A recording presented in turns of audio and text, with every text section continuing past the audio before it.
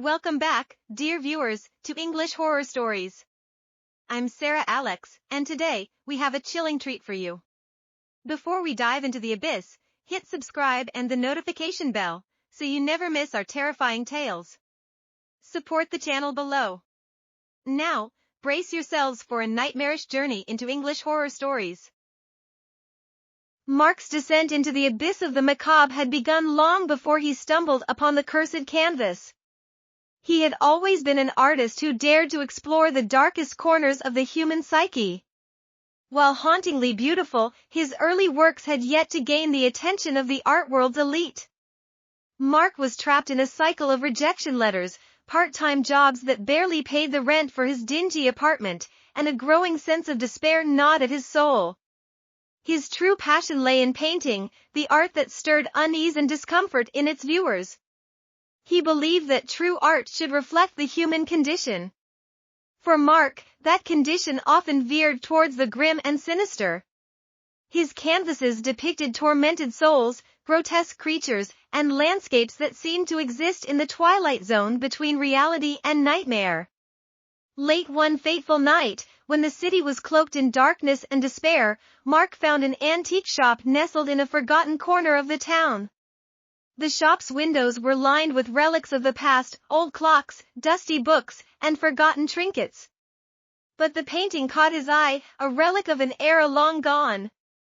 It was a decrepit canvas, the paint peeled away in places and faded sketchlines outlined in charcoal.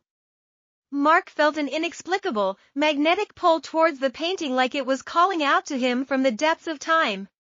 Without giving it a second thought, Mark bought the enigmatic canvas and carefully carried it back to his cramped apartment, his excitement growing with each step. He couldn't explain his strange connection to the painting, but he knew it held something powerful within its faded contours. Setting up the canvas on his rickety easel, Mark couldn't contain his anticipation. As he dipped his brush into the first splash of paint, a wave of energy surged through him, making his hands tremble with fear and exhilaration. An invisible force had taken hold of him, guiding his every brushstroke. With each stroke, the blank canvas transformed into a nightmarish tableau. An ominous humanoid figure emerged, a ghoulish creature with sunken eyes, gnarled claws, and bared fangs. Mark was painted in a feverish trance, possessed by a dark artistic force that seemed to flow deep within the painting. Mark's life spiraled into a waking nightmare in the following days and nights.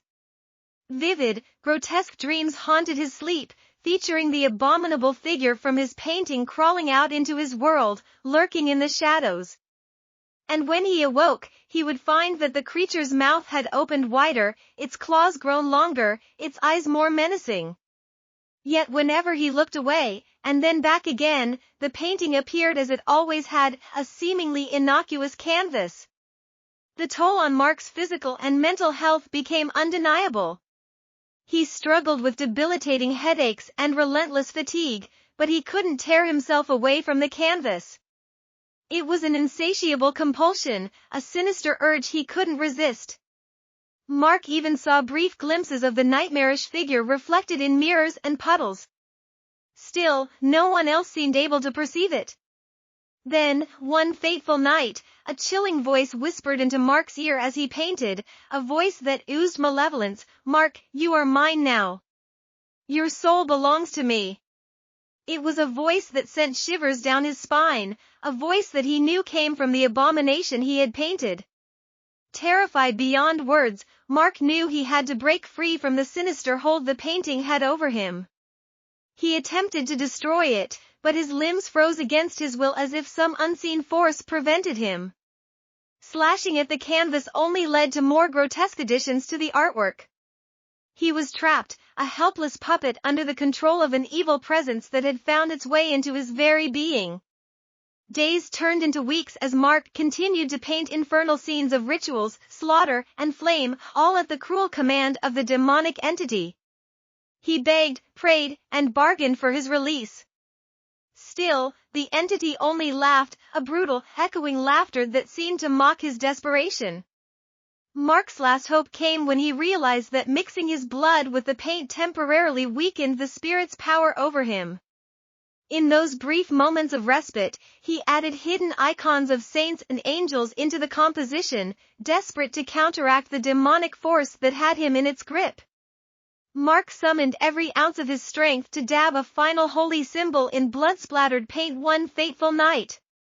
At that moment, the entity's control wavered just enough for Mark to snatch a lighter. With trembling hands, he set the flame against the haunted canvas, watching in awe and terror as the fire spread, emitting unearthly shrieks as if from the depths of hell. Finally, Mark was free. As the smoking embers of the canvas smoldered on the floor, he made a solemn promise to himself and the world. Never again would he allow his art to come from such a dark place within himself. From now on, his creations would spring from the depths of his heart and soul, not from the sinister forces that had once possessed his hands. But Mark could never forget the horrors he had witnessed, the terror he had endured. The nightmares continued to torment him, and he often woke up in a cold sweat, convinced that the evil entity still lurked in the shadows, waiting for another opportunity to seize him. In the depths of his fear, Mark began to doubt whether he had truly escaped the clutches of the possessed painting. Mark's mental state deteriorated further as the days turned into weeks and the weeks into months. He became obsessed with recreating the accursed artwork, convinced that by doing so, he could finally confront the demon and banish it from his life for good. His obsession consumed him, and he withdrew from the world, losing touch with friends and family. One evening, driven to the brink of madness, Mark once stood again in front of the antique shop where he had first encountered the painting. He demanded to know the origin of the cursed canvas. Still, the old shopkeeper only smiled cryptically and whispered, "It has a dark history." With newfound determination, Mark gathered his supplies and recreated the painting. The same grotesque figure took shape on his canvas once more, its features materializing before him. But this time, as the creature's twisted form came to life, a bone-chilling laughter echoed through his studio. The demon had returned, stronger and more evil than ever. Mark's studio transformed into a chamber of horrors. The creature from the painting began to manifest in the physical world, its twisted form looming over him, tormenting his every waking moment. Mark could no longer distinguish between reality and the nightmare that had become his life. Desperate and teetering on the brink of madness, Mark sought the help of a renowned exorcist, Father William. When the priest entered Mark's studio, he recoiled in horror at the unholy presence that filled the room. It was a battle between faith and darkness, as Father William recited prayers and performed rituals to banish the demon. The room shook with evil energy and the possessed painting writhed in agony. Mark's screams of agony echoed through the apartment as the demon fought to maintain its grip on his soul. The monster was expelled from the painting in a blinding flash of light, leaving Mark collapsed on the floor, drained and broken. Father William turned to Mark as the dust settled and said, "The battle is won, but the scars will remain. You must never again dabble in such dark arts, for there are forces beyond our comprehension." Mark, a broken man, nodded in agreement.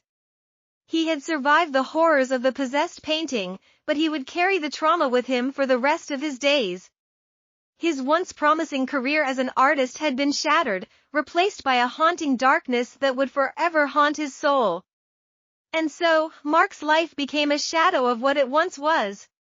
He withdrew from the art world and society at large, haunted by the memories of the possessed painting and the evil force nearly consuming him. Once guided by darkness, his hands now trembled at the mere thought of a paintbrush. As the years passed, Mark's apartment became a mausoleum of unfinished canvases, each a testament to his torment. The nightmares never ceased, and he often woke in the dead of night, drenched in sweat, his heart pounding in his chest. Mark had once vowed never to paint from such a dark place within himself, but the darkness had left an indelible mark on his soul. He had become a prisoner of his memories, forever haunted by the evil entity that had once possessed him. In the end, Mark's story serves as a cautionary tale, a reminder of the dangers that lurk in the pursuit of art and the consequences of delving too deeply into the shadows of one's psyche. His art had once been a reflection of his inner demons. Still, in his quest to confront them, he had unwittingly unleashed a darkness far greater than anything he could have imagined. And though he had survived, he would forever bear the scars of that fateful encounter with the possessed painting. That was spine-tingling. If you survived this horror journey, thumbs up and share your thoughts below. For more hair-raising stories, subscribe and hit the bell. More bone-chilling content coming soon.